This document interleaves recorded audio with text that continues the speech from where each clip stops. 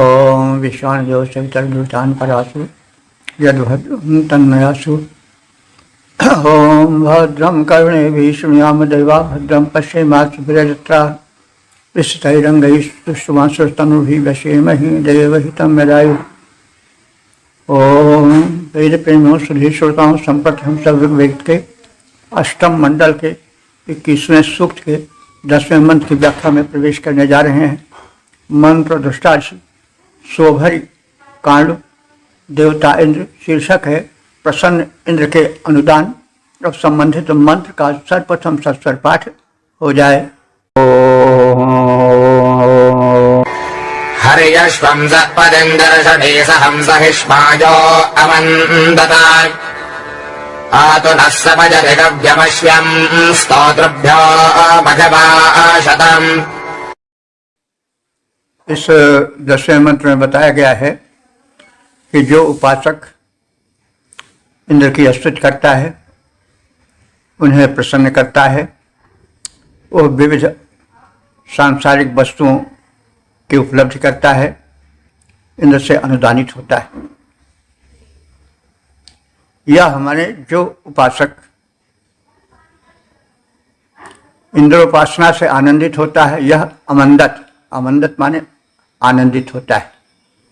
जो भक्त इंद्रोपासना से आनंदित होता है, सह ही वही उपासक हर्यश्वम, हर्यश्वम माने हरि नाम के घोड़ों के, सतपथ माने सच्चे स्वामी श्रेष्ठ स्वामी, और चर्षणी सहम माने सज्जनों के पालक, शत्रुओं के परास्त करने वाले इंद्र की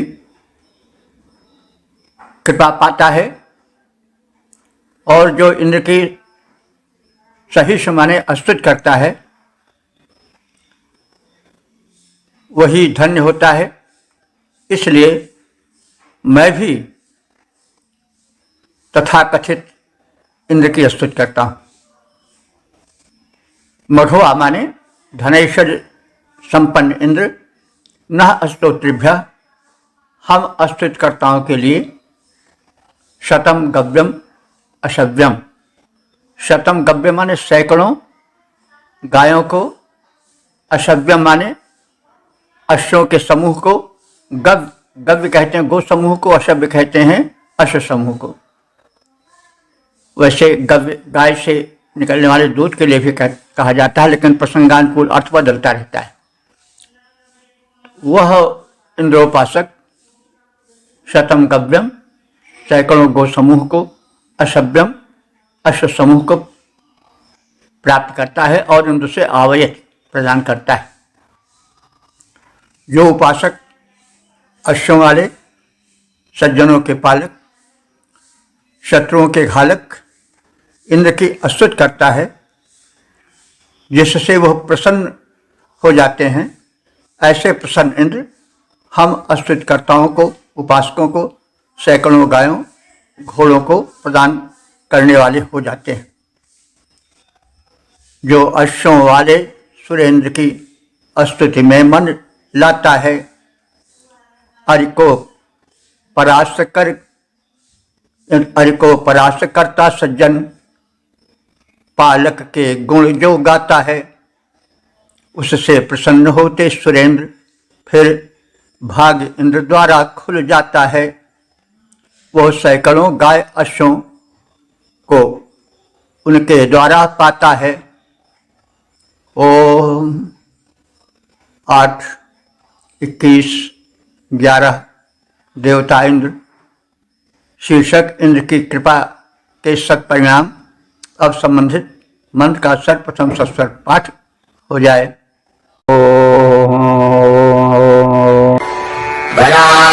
भजाहस्विद्युजाभजं प्रतिश्वसन्तं वृषभब्रवीमहे संस्थेदनस्य गोमतः। इस 11वें मंत्र में यह कथित है कि सच्चा उपासक ही इंद्र की कृपा प्राप्त करने का अधिकारी बन सकता है, वही विरोधियों को मुंहतोड़ उत्तर दे सकता है। अस्तु इंद्रोपासना परम दायिनी है। देखिए, आप सब जानते हैं कि शक्ति एक है, उसका रूप भी एक ही है। इसलिए वह शक्ति कभी इंद्र कहलाई, कभी शिव कहलाई, कभी विष्णु कहलाई, कभी राम, कभी कृष्ण, तो नाम बदलते रहते हैं। ऋग्वेद काल में इंद्र के समान अन्य कोई देवता नहीं था। जैसे आज हम राम को, कृष्ण को, शिव को बड़े प्रेम से पुकारते हैं, इंद्र को नहीं पुकारते हैं। तो यह समय का परिवर्तन चक्र है। इसलिए नाम के पीछे काम को नहीं भूलना चाहिए। कोई नाम है, शक्ति वही है। नाम एक, काम अनेक, और नाम भी अनेक, काम भी अनेक। तो आप या हम सब जिस भी देव शक्ति की उपासना कर रहे हों, तो नाम के हेर फेर से चकित न हो, उपासना या भक्ति से विलग न हो। यह दुर्भाग्य है कि आज के इस युग में भी नाम के चक्कर में पड़ करके लोग बदनाम हो जा रहे हैं। कहने का मतलब किसी संप्रदाय या धर्म में कोई देवता है, अल्लाह है, गॉड है, तो अगर किसी दूसरे का नाम लो तो वो चौंक जाते हैं। वो अज्ञानता ही है। सत्य तो एक ही है भाई। सूरज को कोई भी नाम दो, उसकी चमक में फर्क थोड़े पड़ेगा, उसके उदय अस्त में कोई फर्क थोड़े पड़ेगा। तो उसके पीछे झगड़ना जो है वो ठीक नहीं। आप ही सब निर्णय कर सकते हैं कि कोई यह कहे कि सूर्य को तुम सन क्यों कहते हो, हमारा सूर्य ही सब कुछ है। कोई कहे कि तुम उसको क्यों सूर्य कहते हो, आफताब क्यों नहीं कहते हो। और इसी आफताब और सूर्य के चक्कर में तलवारें उठ जाएं, गोलियां बंदूक चल जाएं, तो क्या उसको कहा जाए। आप जरा ध्यान से विचार करें। नाम से रूप नहीं बदलता है। एक व्यक्ति के अनेक नाम हो सकते हैं, प्रसंगानुकूल अनेक काम हो सकते हैं, किंतु केंद्र में तो वही है। इसलिए इस संकीर्णता से मानव जात को उबरना होगा, अन्यथा रक्तपात होता आया है, हो रहा है और होगा। तो अब इस मंत्र में इंद्र की महत्ता है, और यह कथित है कि उपासक इंद्र की कृपा से उनसे प्राप्त शक्तियों से ही विरोधियों का सामना कर सकता है, उनको मुंहतोड़ उत्तर दे सकता है, अत्याचारियों को भगा सकता है, परास्त कर सकता है। इस क्रम में कहा जा रहा है कि वृषभ, हे बलवान इंद्र अथवा दानी इंद्र। वृषभ का अर्थ आजकल तो हम लोग बैल जानते हैं। किसी को बैल कह दो तो बिगड़ जाएगा, लेकिन ऋग्वेद में वृषभ शब्द बैल के लिए शायद ही कहीं प्रयोग हुआ हो। वृषभ का अर्थ होता है बलवान अथवा वर्षण करने वाला। तो वर्षण करने वाले से मतलब है दान की वर्षा करे। जैसे मेघ जल की वर्षा करता है, वैसे धन दान की जो वर्षा करे वही वृषभ है। तो इंद्र में ये दोनों गुण हैं। वह बलवान भी बहुत है और दानी भी बहुत है। हे इंद्र त्वया युजाश्रित, तुम्हारी सहायता से ही वयम हम सब तुम्हारे उपासक गोमतः जन्म से संस्थे गाय वालों मनुष्य के मध्य में एक अपना स्थान बना सकते हैं। जैसा हम लोग जानते आए हैं, कहते सुनते आए हैं कि ऋग्वेद काल की सबसे बड़ी समृद्धि गाय थी। जिसके पास जितनी गायें होती थी वो उतना ही धनवान माना जाता था। तो यहाँ पर कहा जा रहा है कि आप ही की कृपा से हे इंद्र, हम गायों से समृद्ध जनों के बीच में बैठने के काबिल हो सकते हैं।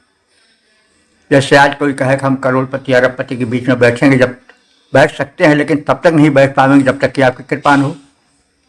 तो वही भाव यहाँ है कि हे इंद्रदेव, जब तक आपकी कृपा नहीं होगी तब तक हम गोमत हमारे समृद्धि के द्योतक गायों से संपन्न जनों के बीच में बैठने के काबिल हो पाएंगे। प्राय धनी और निर्धन में भेद रहता ही है, पहले भी था, आज भी है। तो तुम्हारी कृपा होगी तभी हम संपन्न बन पाएंगे और गोधन से समृद्ध लोगों के मध्य अपना स्थान बनाकर वहां बैठ सकेंगे। स्वसंतम, और लंबी लंबी सांसें भरने वाले, क्रोध से फुंकारते हुए शत्रुओं के प्रति ब्रुवी महिमा ने उनको उचित उत्तर दे सकेंगे, अर्थात उनका सामना कर सकेंगे, उन्हें परास्त कर सकेंगे। तो इंद्र की उपासना के दो लाभ बताए गए हैं। एक तो संपन्नता मिलेगी, बड़े बड़े गोधन से समृद्ध लोगों के बीच में सम्मानजन्य आनंद प्राप्त कर सकेंगे। यानी उनके बीच में बैठने से जो हमें गर्वानुभूति होगी, जो प्रसन्नता होगी, उस प्रसन्नता को प्राप्त कर सकेंगे। दूसरी ओर वे दुष्ट जो कि शत्रुता हमसे रखते हैं और हमको देखकर लंबी लंबी सांसें भरते हैं क्रोध से, उनसे भी मुक्ति मिल सकेगी, उनको हम परास्त कर सकेंगे। यानी धन समृद्धि और शत्रुओं पर विजय, ये दोनों महत्वपूर्ण कार्य हैं और दोनों हे इंद्र देवता आप ही की कृपा से उपलब्ध हो सकता है। तो ससंतम माने लंबी लंबी सांसें क्रोध में भरते हुए, फुंकारते हुए, शत्रुओं को प्रति ब्रुवीमिह माने उनके प्रति उचित उत्तर दे सकेंगे, उनको जवाब दे सकेंगे।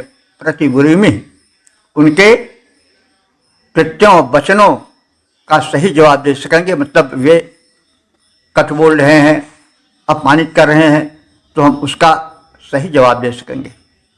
क्योंकि दुष्ट जो है वो विनय से नहीं मानते। यह वैदिक संदेश है और सही भी है। त्रेता में भी यही बात हुई। विनय न मानत जलस जल गए 3 दिन पीट, बोले राम सकोप तब भय बिन होए न प्रीति। तो दुष्ट जो है वो हाथ जोड़कर मनाने पर नहीं मान सकेंगे। यह कहना वैदिक धर्म के विरुद्ध है कि जो तुम्हारे दाएं गाल पर थप्पड़ मारे उसके आगे बाएं कर दो। भाई बायां कर दिए फिर तीसरा गाल कहाँ से लाओगे? तुम्हारा गाल तो उड़ जाएगा चपेटे खाते खाते। तो इसलिए दुष्टों के प्रति जो है उत्तर देने की शक्ति भी चाहिए और वो शक्ति शक्तिमान इंद्र से मिल सकती है।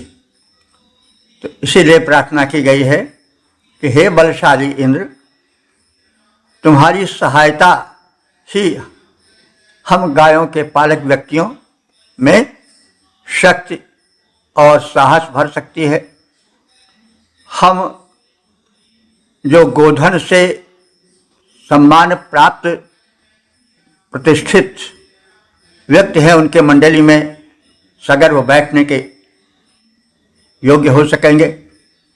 तुम्हारी कृपा ही हम में वो सामर्थ्य ला सकती है, तथा तुम्हारी ही कृपा हम में वो साहस भर सकती है कि हम क्रोध से फुंकारते दुष्टों के, असुरों के क्रोध का उचित मुंहतोड़ प्रतीकारात्मक उत्तर देने में समर्थ हो सकेंगे।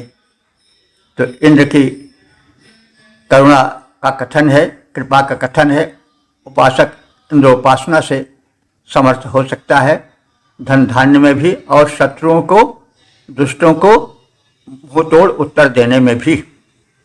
हे बलशाली इंद्र, तुम्हारी वह सहायता पाएं जिससे हम में शक्ति जगे, ऐसा साहस भर जाए। भरे क्रोध में लंबी सांसें भरते जो खल आए, भरे क्रोध में लंबी सांसें भरते जो खल आए, हम गोपालक उसका समुचित उत्तर भी दे पाए। ओम 8:21-12 देवताएंद्र शीर्षक विजय पाने हेतु इंद्रोपासना। अब संबंधित मंत्र का सर्वप्रथम सस्वर पाठ हो जाए। जये मकारे परहोदकारिणाभितिष्ठे मधोड्याः दभर्भत्रम् हञ्जामशोषया बचावेरिन्द्रप्रणाधियाः। इस 12वें मंत्र में इंद्र भगवान से शक्ति और सुबुद्धि दोनों की याचना है, क्योंकि यदि शक्ति सामर्थ्य न रहे तो बड़ी से बड़ी बुद्धि भी कुछ नहीं कर सकती है, और यदि सुबुद्धि न रहे तो शक्ति हमको कुएं में ढकेल सकती है, हमारे पतन का कारण बन सकती है। तो इसलिए जो है वो जीवन युद्ध में जीतने के लिए आवश्यक है कि हम में बल हो और हमें बुद्धि भी हो। पुरोहित हे बहुतों के द्वारा सम्मानित और बुलाए जाने वाले देवता इंद्र, कार्य माने युद्ध में, क्रियन्ते शस्त्र प्रयोगा यत्र तत्र कारा। तो कार्य शब्द है, अब युद्ध का वाचक है यहाँ, क्योंकि अस्त्र शस्त्र की प्रशंसा होती है, अस्त्र चलाने वाले की, अस्त्र की उत्तमता की प्रशंसा होती है। जहाँ वो स्थान कौन है? युद्ध। इसलिए कार्य युद्ध का पर्यायवाची है। भले यह अब शब्द नहीं चलता है, लेकिन ऋग्वेद में युद्ध के हेतु कार्य शब्द का प्रयोग है। क्रियन्ते अस्त्राणि शस्त्राणि च। और कारिणा, हम हिंसा कर्मियों को जयम जीतें। हम युद्ध में जहाँ उत्तम अस्त्र शस्त्रों की परीक्षा होती है, प्रयोग होता है, वहाँ युद्धों पर विजय प्राप्त करें, दुष्टों पर विजय प्राप्त करें। दूढ़, और दूढ़ माने दुर्बुद्धि वाले दुष्टों पर अभितिष्ठेम, विजय प्राप्त करके उन पर शासन कर सकें। हम पर शासन कभी दुष्ट दुर्बुद्धि वाले न कर सकें, ये वेद में स्थान स्थान पर कहा गया है। जो वैदिक ऋषि थे वो स्वतंत्रता प्रेमी थे, वह ये नहीं चाहते थे कि हम पर कोई शासन करे। हम इतने योग्य समर्थ बने कि हम पर कोई शासन न कर सके, दबा न सके। तो यह आर्यों के स्वतंत्रता प्रेम का द्योतक है। और तदर्थ समर्थ शक्ति इंद्र से बल मांगा जाता था। तो कहा गया है कि हम पर शत्रु शासन न कर सकें, दुर्बुद्धि वाले शत्रु तो कतई शासन कर सकें। और एतदर्थ नृभि माने नेतृत्वकर्ता मर्तों के द्वारा वृत्तम हन्याम, हम वृत्त को यानी घेरा डाले पड़े शत्रुओं को, काम क्रोधादि को भी मार भगा सकें। तो हम बाह्य शत्रुओं को भी मारें और आंतरिक शत्रुओं को मारें। यहाँ मरुतों का नाम लिया गया है और इससे हमें थोड़ा दूर जाकर सोचना पड़ेगा कि मरुत जो है वो हैं तो मूल रूप से वायु या पवन, कहीं बहुत आंधी तूफान बन जाते हैं, लेकिन शरीर में वो वायु बनकर संचार करते हैं। जब वायु सशक्त रहता है शरीर में, यानी बलशाली हमें बनाता है वायु, वो सक्रिय रहता है, तो हम हृष्ट-पुष्ट होकर के बलवान होते हैं। और वायु सेवन से, वायु साधन से, प्राणायाम आदि से व्यक्ति सशक्त बनता है, दीर्घजीवी बनता है। और वायु में जो ऑक्सीजन वाला अंश होता है, जब वो जलता है तभी शक्ति पैदा होती है। तो इसलिए यह भी कथन किया गया है कि मरुत देवता यानी जो वायु के विविध रूप हैं, हमारे शरीर में भी प्राणवायु रहती है। तो यहाँ जो मरुतों का स्मरण किया गया है वो इन्हीं सब अर्थों में है कि हे इंद्र, तुम्हारे निकट के सहायक मरुत हैं, वे हम पर तुम्हारे द्वारा आदिष्ट होकर कृपा करें और उनके माध्यम से हम वृत्तम हन्याम, वृत्त माने वृत्तासुर अथवा घेरा डाले पड़े बाहरी दुष्टों और जो भीतरी प्रवृत्तियां हैं, काम क्रोध लोभ मद मोह ईर्ष्या आदि या दुर्बलता आदि या रोग आदि, इन सबको हम मार भगा सकें। न धिया, और दूसरी प्रार्थना यह है कि हे इंद्रदेव, आप न हमारे हम सबकी धिया, हमारी बुद्धियों को अब दुर्बुद्धि से यानी पापों से, नीच कर्मों से बचाएं, रक्षा करें, ताकि हम सुश्याम सब प्रकार से संपन्न और सुरक्षित होकर तुम्हारा सुजस गाते फिरें। सुश्याम सुजस गाना। हे पुरुहूत इंद्र, हम युद्धों में हिंसकों को जीतें, दुष्टों पर शासन करें, दुष्ट हम पर शासन न करने पावें।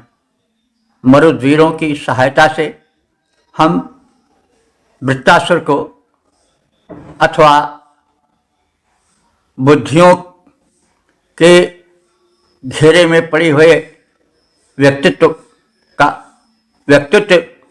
के विकास में बाधक, घेरा डालकर पड़े हुए व्यक्तित्व के विकास में बाधक दुर्वृत्तियों का विनाश कर सकें। तो वही वृत्तासुर है। वृत्त वैसे घेरा को कहते हैं। तो हम तो शत्रुओं से घिरे रहते हैं, रोग से, शोक से, काम से, क्रोध से, लोभ से, आलस्य से। तो ये सब घेरा डाले पड़े रहते हैं, बाह्य शत्रु भी हो सकते हैं।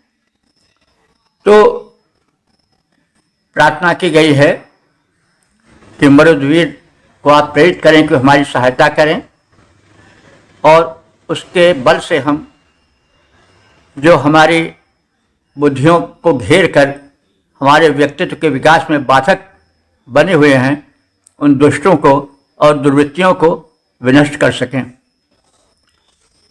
हमारी सुबुद्धियों की सुरक्षा करो ताकि हम तुम्हारा सुजस गाते फिरें।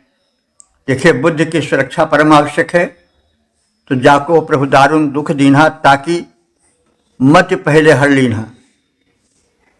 तो बुद्ध नाशात प्रणश्यति, इसलिए बुद्धि का सुबुद्धि होना परम आवश्यक है। काल दंड ले काहू न मारा, प्रथम हरे बल बुद्धि विचारा। इस समझ लो, काल किसी को डंडा लेकर मारने नहीं आता है।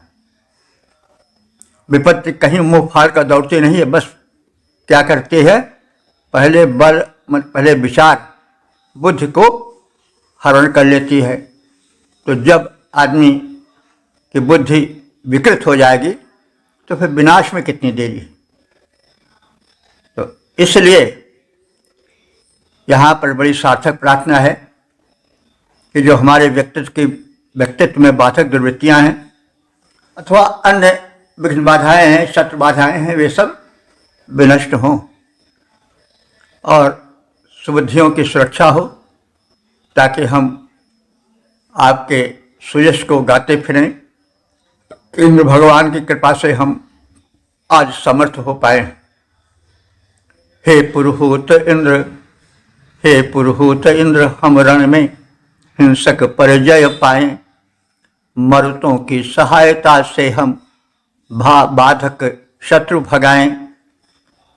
हो दुर्वृत्ति नष्ट, हो दुर्वृत्तियां नष्ट, हमें जो बाधित करें दुखाएं।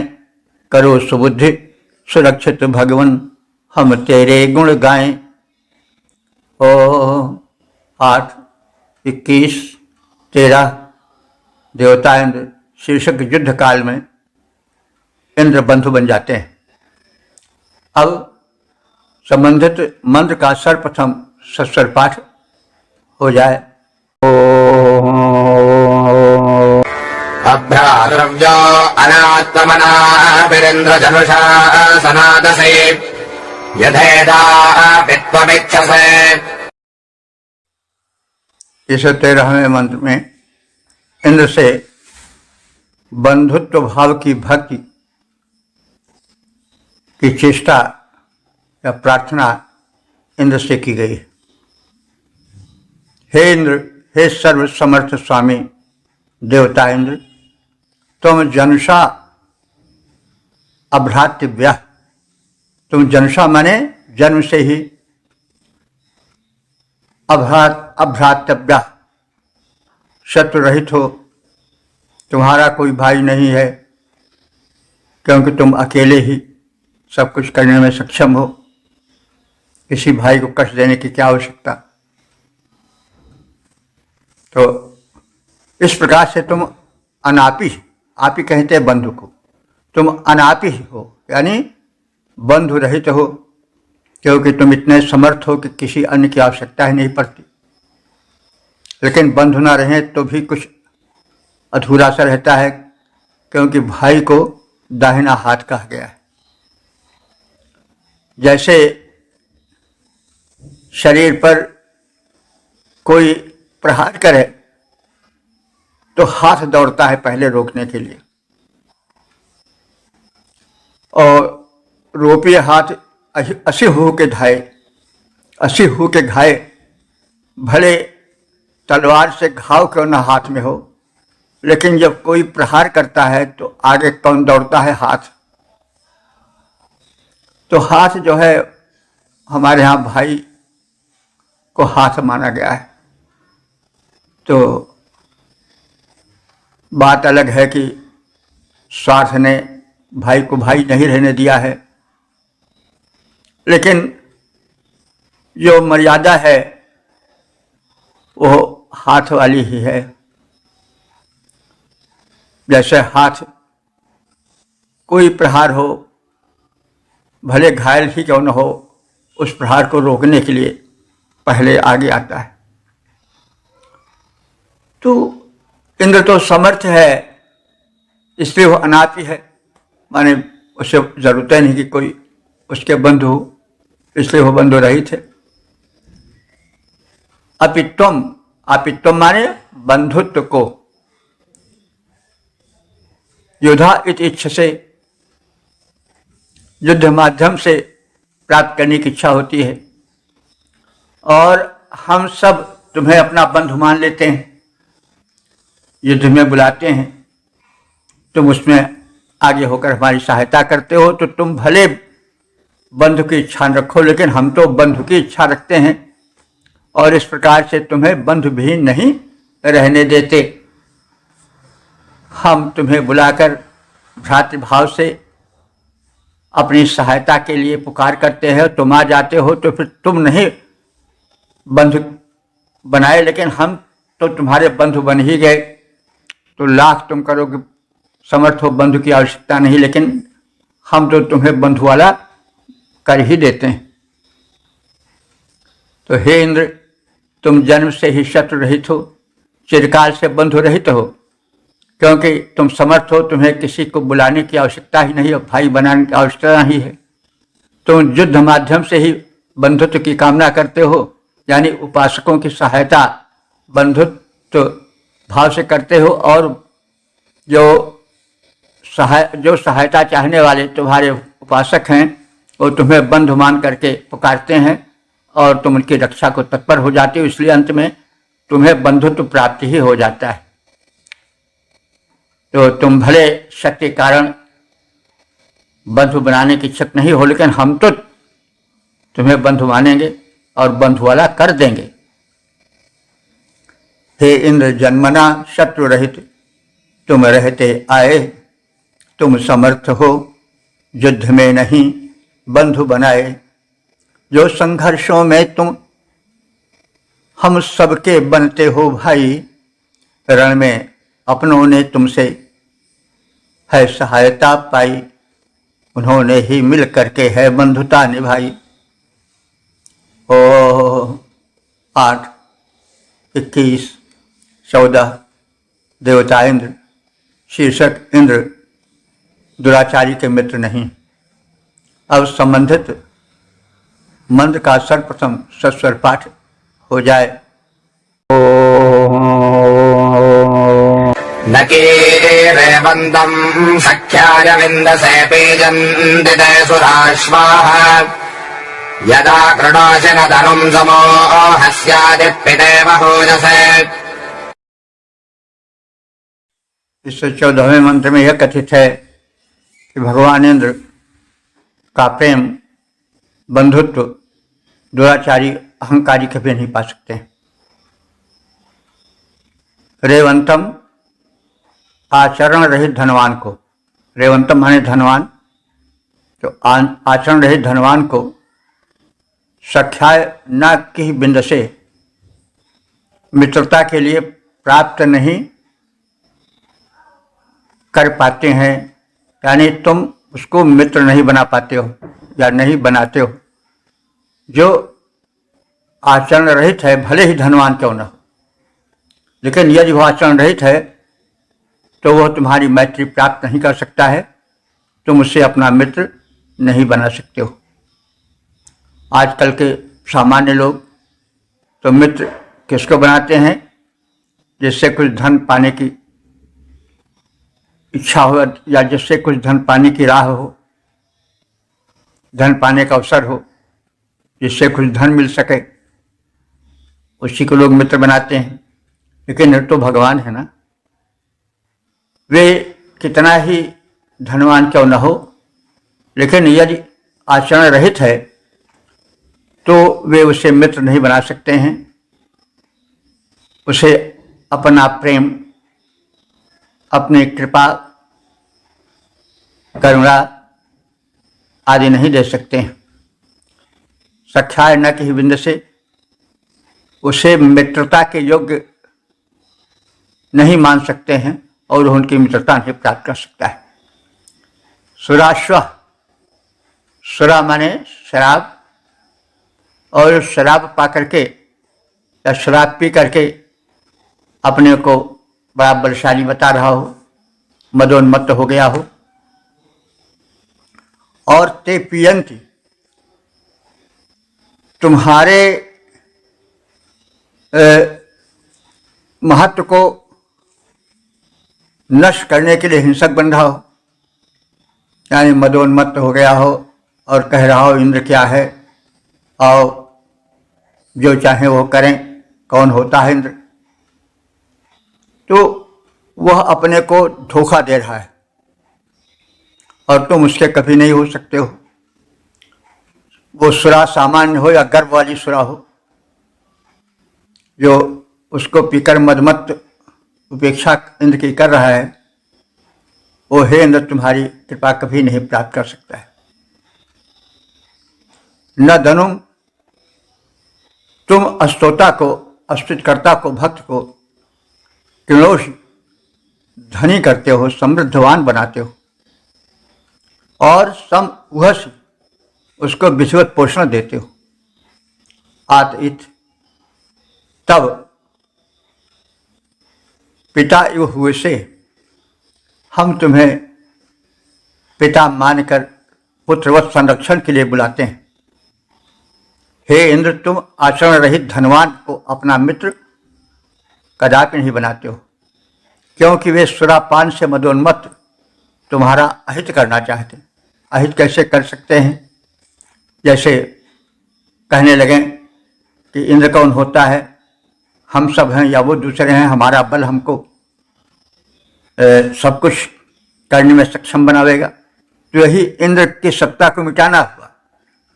इसी संदर्भ में तो कहा जाता है कि भक्त का महत्व होता है, भगवान को भक्त ही बनाते हैं, भक्त ही फैलाते हैं। तो उसका तात्पर्य यही है कि भक्त उसका गुणगान करते हैं, चारों ओर उसका नाम हो जाता है। पहले इंद्र ही का चारों ओर नाम था, इंद्र इंद्र इंद्र, बाद में फिर होते गए राम कृष्ण आदि तमाम। तो यही भक्तों का महत्व है। भक्त जो है यानी मनुष्य जो है किसी नाम विशेष वाले शक्तिमान देव या परमेश्वर को बढ़ाते हैं, वे ही उसका गुणगान करते हैं, उसका यशोवर्धन होता है। तो यहाँ पर यह कहा गया है कि कोई सुरापाई, अभिमानी, मदोन्मत्त तुम्हारा अहित करना चाहे तो वह ऐसा नहीं कर सकता है, तुम उसके मित्र नहीं बन सकते हो।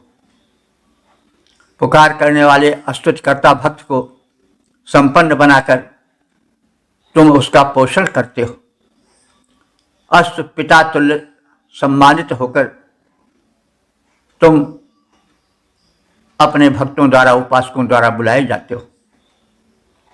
तो यही है जो बाद में भाव बनकर फैला कि भगवान भक्त की रक्षा करते हैं।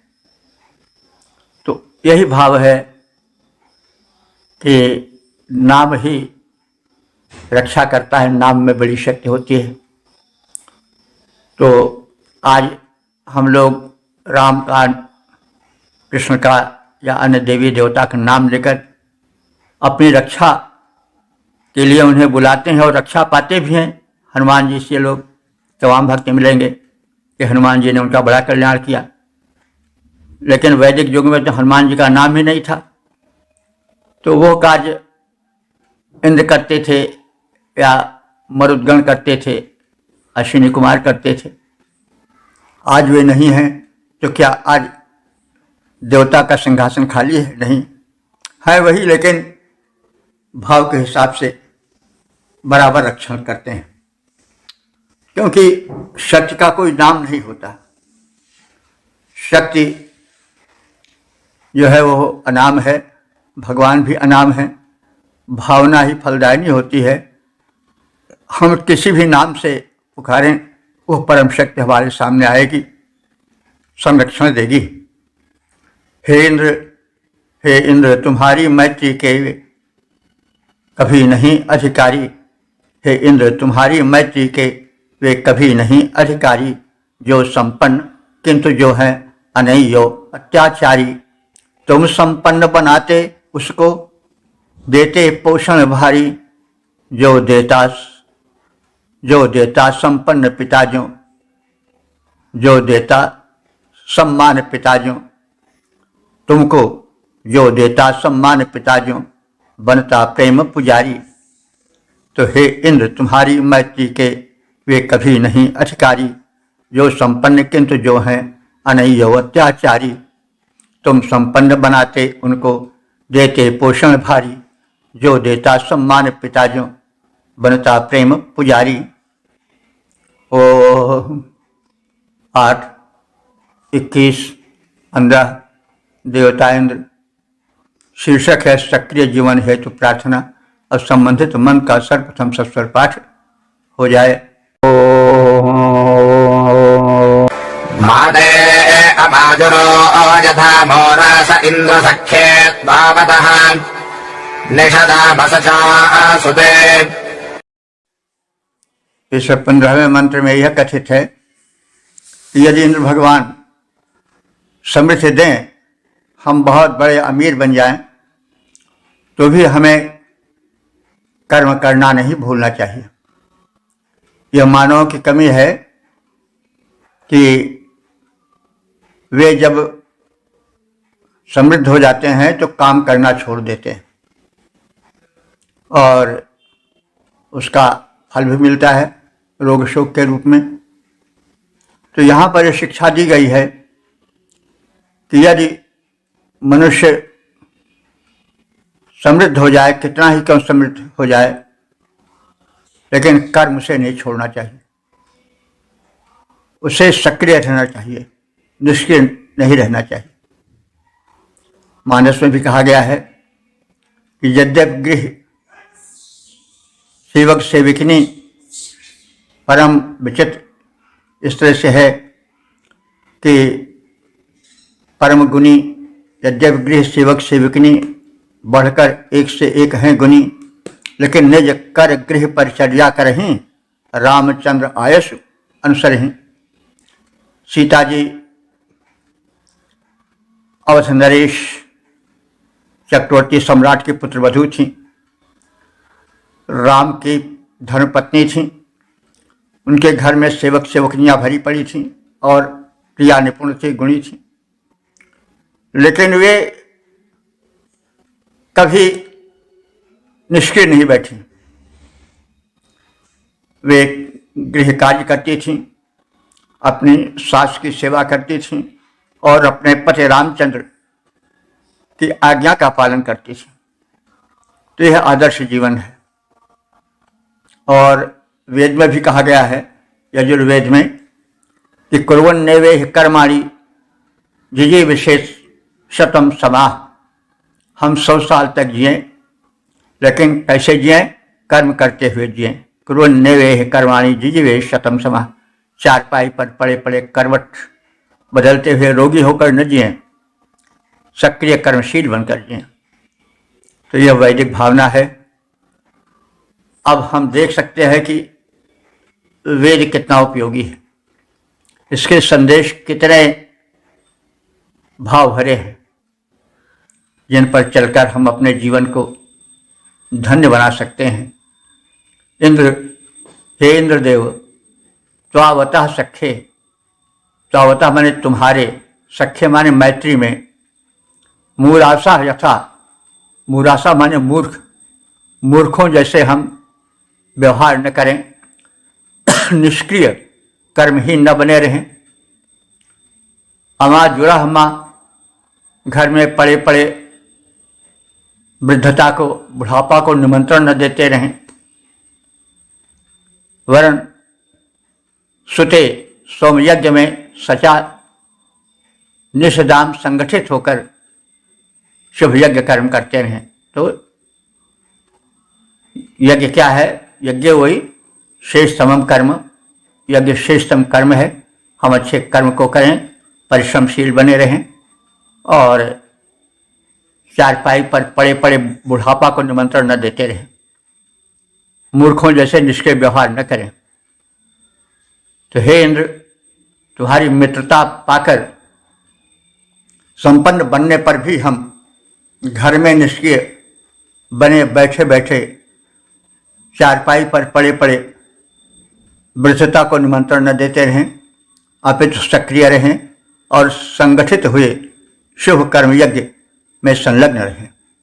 हे नाथ, तुम्हारी कृपा दृष्टि हम सब पाएं, पर मूर्खों जैसे बैठे मत नाहक जन्म गंवाएं। निष्क्रिय रहकर वृद्ध मत बने, निष्क्रिय रहकर वृद्ध मत बने, सक्रिय बने दिखाएं, संगठित रहें, शुभ कर्म यज्ञ को करें और सुख पाएं। ओम 8, 21, 16 देवता इंद्र शीर्षक अक्षय धन धान्य प्राप्ति हेतु प्रार्थना। अब संबंधित मंत्र का सर्वप्रथम सस्वर पाठ हो जाए। माते गोदत्र निररामराधत इन्द्रमाते गृहामहे गृह्णाचिदर्यः प्रवेशाभ्याभरनते दामान आदभे। इस 16वें मंत्र में कहा गया है कि इंद्र हमें धन धान्य से गोधन आदि से परिपूरित करें और इतना धन दें कि हमें अन्यों के साथ या अन्यों के सामने हाथ न फैलाना पड़े। तो और हम उस धन का सदुपयोग भी करें। हम उस धन को छिपा करके मत रखें, लोक हित में लगाएं। तो इसलिए हे भगवान, हमें पर्याप्त पुष्ट धन दो। पुष्ट धन वह है जो अपने परिश्रम से कमाया जाए और जो नमक हरामी का धन होता है उसके नष्ट होने में भी देर नहीं लगती। रहमन वित्त अधर्म को जात न लागत बार, और चोरी करी होरी रची भई छनक में छार। हम होली को देखते हैं, लोग रात को चुरा करके लकड़ी और ईंधन लाते हैं और एक ढूसा बना देते हैं। तो जैसे वो लाया गया चोरी में, वैसे होली में जल भी गया। कुछ ही मिनटों में या घंटे में वो सब जलकर राख बन जाता है। तो जैसे चोरी से लाया गया वैसे उसके जाने में भी देर नहीं लगती। तो इसलिए बलवान धन या सक्रिय धन या पुष्ट धन वह है जो श्रमपूर्वक कमाया जाए और वही दैवी संपत्ति है। तो भगवान भौतिक संपत्ति के साथ साथ दैवी संपत्ति भी दें और इतना दें कि किसी के आगे हाथ फैलाने की आवश्यकता न पड़े। गोदत्र माने गायों को देने वाले। गोधन उस युग का सबसे बड़ा धन था। तो हे गोधन प्रदाता इंद्रदेव, ते राक्षसा माँ निर्राय, तुम्हारे धन से हम पृथक न हो अर्थात वंचित न हो। तुम्हारा जो अनुदान है वो हमें मिलता रहे, हम उससे वंचित न हो। माँ गृहामहि, तुम हमें इतना दो कि हम तुम्हारे अतिरिक्त अन्य से किसी से न मांगे। अर्या हे देव प्रवर दृढ़ा चिद प्रभिष, और हमें दृढ़ा माने पुष्ट धन प्रदान करो। पुष्ट धन के विषय में कहा गया है जो गाढ़ी कमाई का है वो टिकता है, तो इसलिए वह पुष्ट है। तो हमें पुष्ट धन दो और आभर माने भरपूर दो। ते दामाना ना आदभे, तुम्हारे दान को कोई दबा नहीं सकता है। और ऐसा धन दो जिसे कोई छीन ना सके, और तुम्हें दान देने से तो कोई तुम्हारा हाथ पकड़ ही नहीं सकता है। हे गोधनादि प्रदायक इंद्रदेव, तुम्हारे अनुदानों से हम वंचित न रहें, तुमसे इतना प्राप्त करें कि हमें तुम्हारे अतिरिक्त किसी अन्य से धन ग्रहण न करना पड़े। तुम हमें ऐसा धन ऐश्वर्य प्रदान करो कि हम समृद्ध बने और ऐसी संपत्ति पावें जिसे कोई छीन न पाए। तो भगवान ऐसे समर्थ हैं, उन्हीं से मांगो कि यह जाचत जाचकता मर जाए सो जाचिए जाने की जाने ही रे। तुलसीदास जी वही बात कह रहे हैं कि उस दानी से मांगो कि जिससे मांग लेने पर फिर जाचकता जर जाए, अन्य से मांगने की आवश्यकता न पड़े। जाचकता माने मांगने का जो अवसर है वही न रह जाए, यानी मांगने की जरूरत ही न पड़े। यह जाचत जाचकता जर जाए सो जाचिए जानक जाने ही, जानकी जीवन राम से ही मांगो। और ऐसा धन मिले कि उसे कोई छीन न पाए, तो यह तो आप निर्णय करें कौन सा धन है जिसे कोई छीन नहीं सकता है। तो किसी ने कहा है कि विद्या धनम सर्वधन प्रधानम। विद्या धन माने विद्या, पढ़ाई लिखाई का अतिरिक्त कोई शिल्प कला है, कोई अन्य गुण है, तो उसे कोई छीन नहीं सकता है। कोई छीनेगा तो और पावेगा। कहने का मतलब कि कोई शिल्प कला है, उसको जितना प्रयोग किया जाता है, या विद्याधन जितना प्रयोग किया जाएगा उतना बढ़ेगी। तो इस विषय में कहा गया है कि न चौरहार्यम न च राजहार्यम न च भ्रातृभार्यम न च भारकारी व्ययी कृत्य वर्धते नित्यम विद्याधनम सर्वधन प्रधानम। विद्याधन को न चोर चुरा सकता है, न राजा उसे हड़प सकता है, न भाई उसमें हिस्सा बटा सकता है।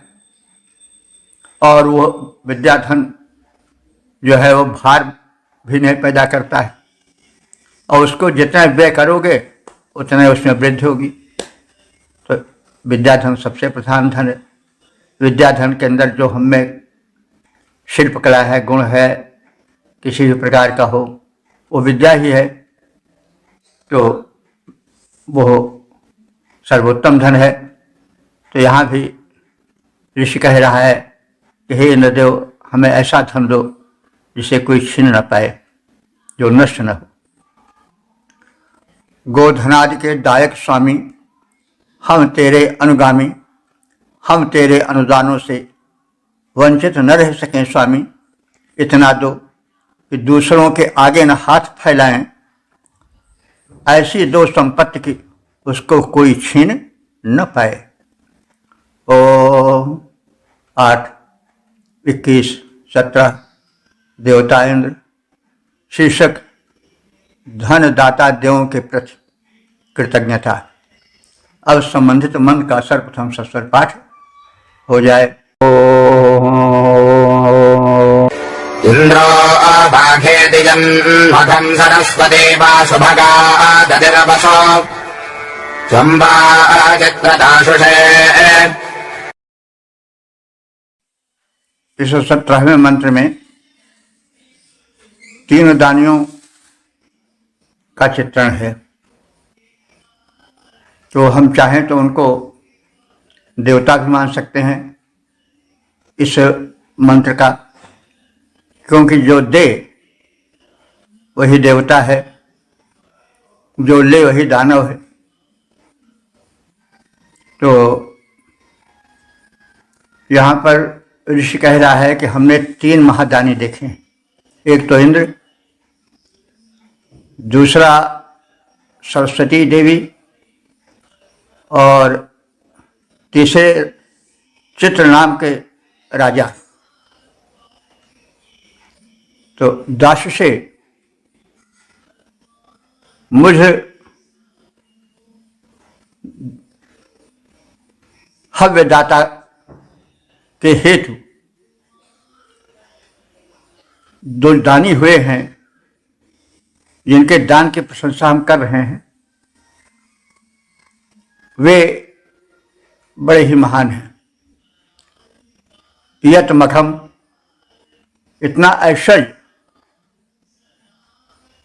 हमको या तो इंद्र ने दिया है, इंद्र हवा घ, इतना ऐश्वर्य या तो इंद्र ने दिया है, वह माने अथवा वसु, धन को देने वाली शुभगा सरस्वती नदी सौभाग्यशालिनी सरस्वती जी ने दिया है। सरस्वती नदी भी है और सरस्वती जो है देवी भी है वाणी की, विद्या की।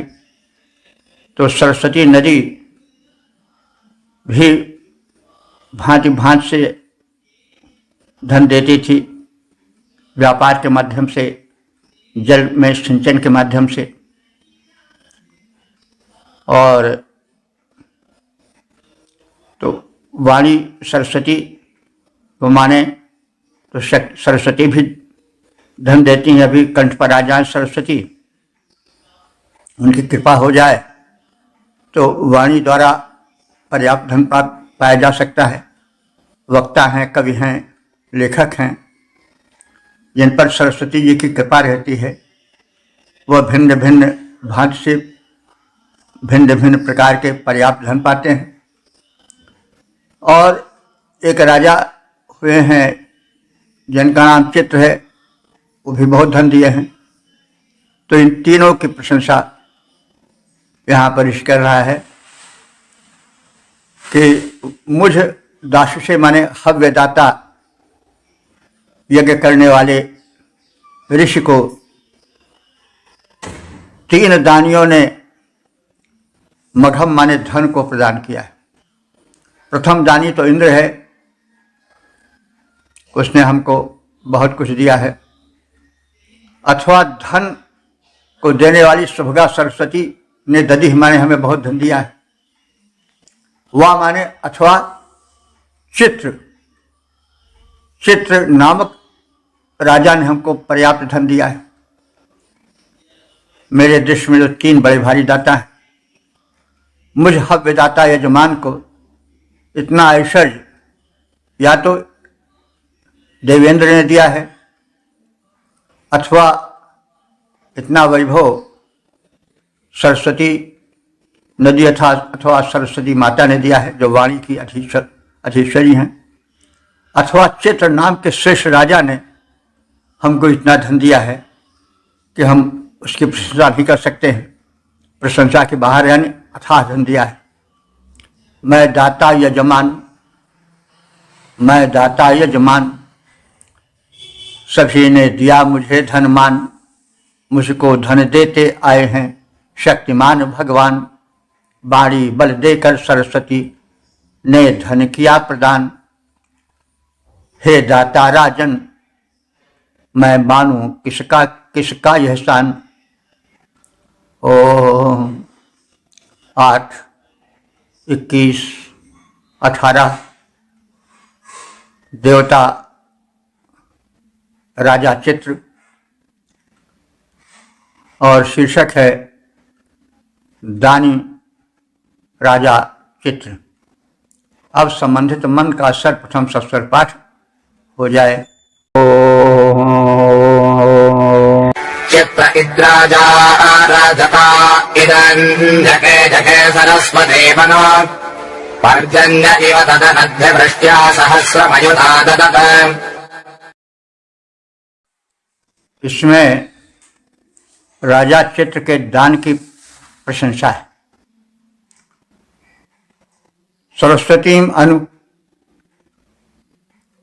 सरस्वती के तट के समीप रहने वाले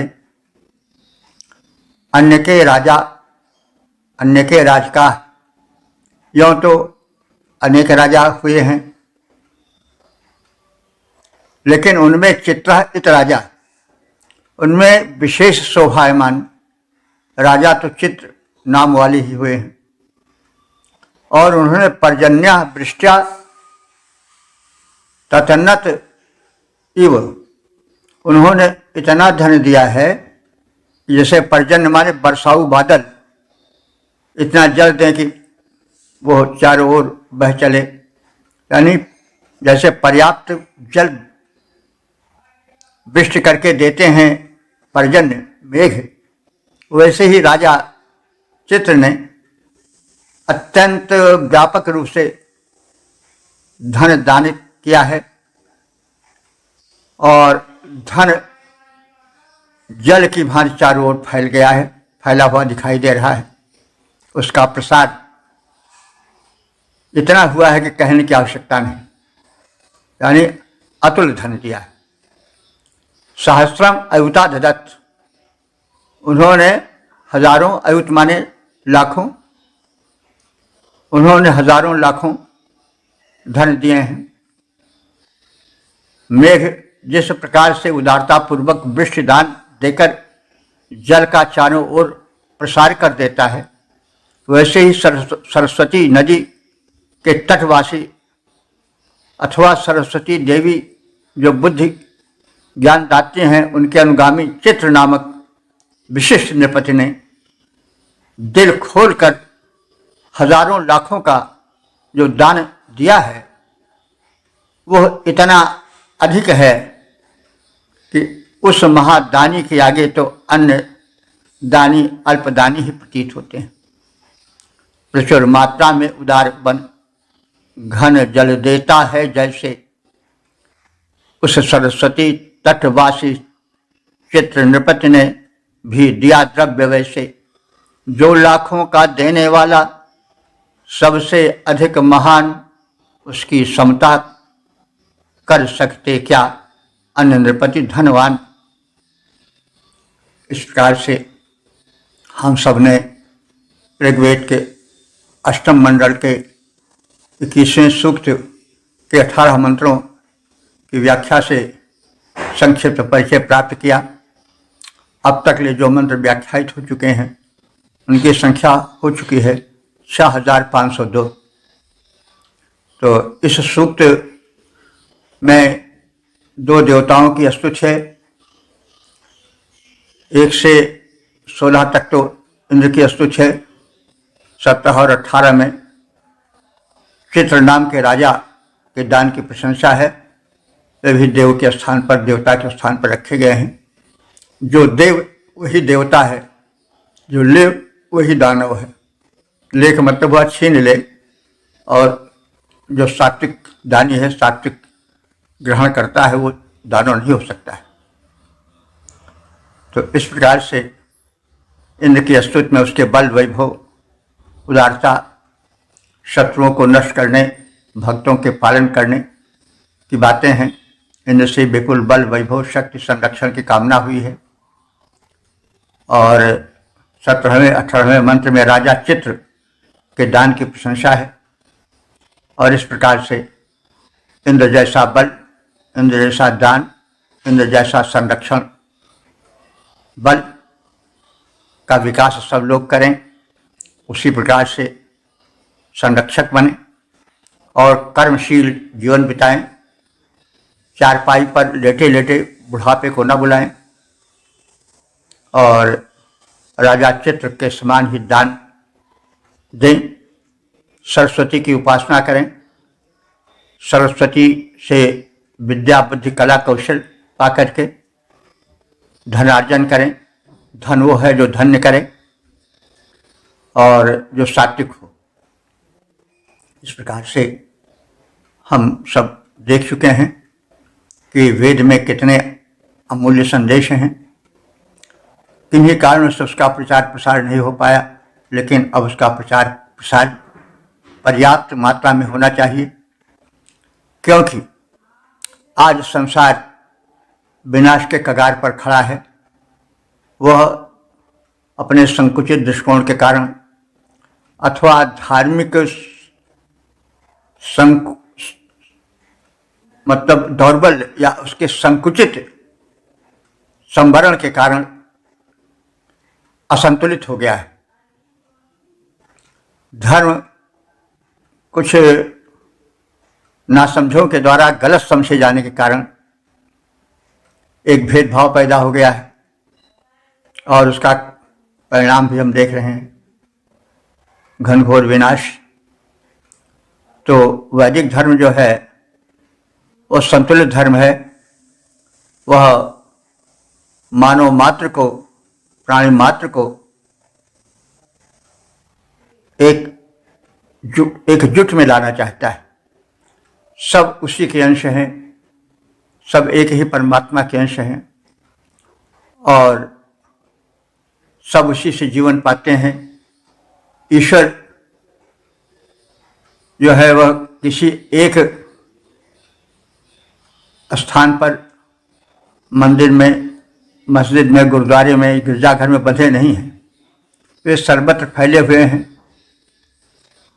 सूर्य की तरह, वायु की तरह, जल की तरह, भूमि की तरह, आकाश की तरह। ये किसी एक के नहीं है, सबके हैं। सूर्य सबको बराबर प्रकाश देता है, चाहे राजा हो, चाहे रंक हो, चाहे हिंदू हो, चाहे मुसलमान हो, उसकी दृष्टि में सब समान हैं। उसी तरह से वायु निःशुल्क सबको जीवन देते हैं, श्वास प्रश्वास देते हैं, किसी से कुछ चाहते नहीं हैं। वे चाहे अमीर हो, चाहे गरीब हो, चाहे हिंदू हो, चाहे मुसलमान हो, सबको समान रूप से जीवन देते हैं। इसलिए सच्चा धर्म ऋग्वैदिक धर्म है, इसलिए क्योंकि उसमें भेदभाव नहीं है, कोई सीमा नहीं है कि बस यहीं तक हमारा धर्म है, इसके आगे जो है वह धर्म है।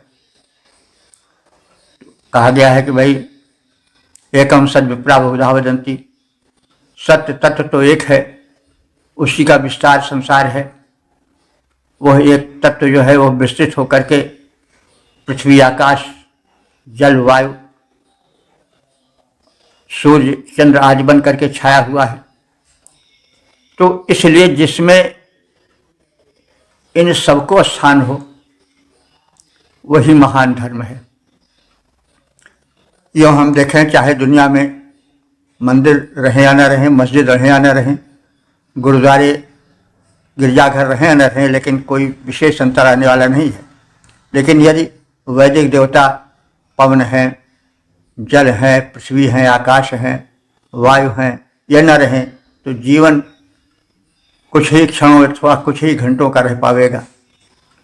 तो इस प्रकार से वैदिक धर्म सनातन धर्म है, सदा रहने वाला है, सबका है, किसी एक का नहीं है। तो वैदिक धर्म शाश्वत धर्म है, इसका चारों ओर प्रचार प्रसार होना चाहिए और यह एक बहुत बड़ा सत्कर्म होगा। इससे तमाम समस्याओं का समाधान हो जाएगा।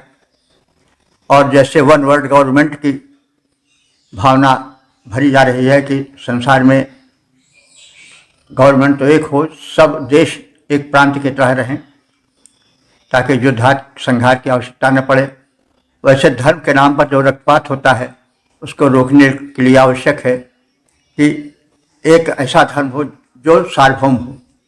तो वो धर्म कौन है? वैदिक धर्म है। उसमें किसी को अलग नहीं किया गया है, उसमें कोई भेदभाव नहीं है, वो सबको अपना मानकर चलता है। तो इस प्रकार से हम इस वैदिक दृष्टिकोण को चारों ओर फैलाएं। हम लोग एक लघु प्रयत्न कर रहे हैं, आप सब दीर्घ प्रयत्न करें। ओम सर्वे भवन्तु सुखिनः, सर्वे सन्तु निरामयाः, सर्वे भद्राणि पश्यन्तु, मा कश्चित् दुःख भाग् भवेत्।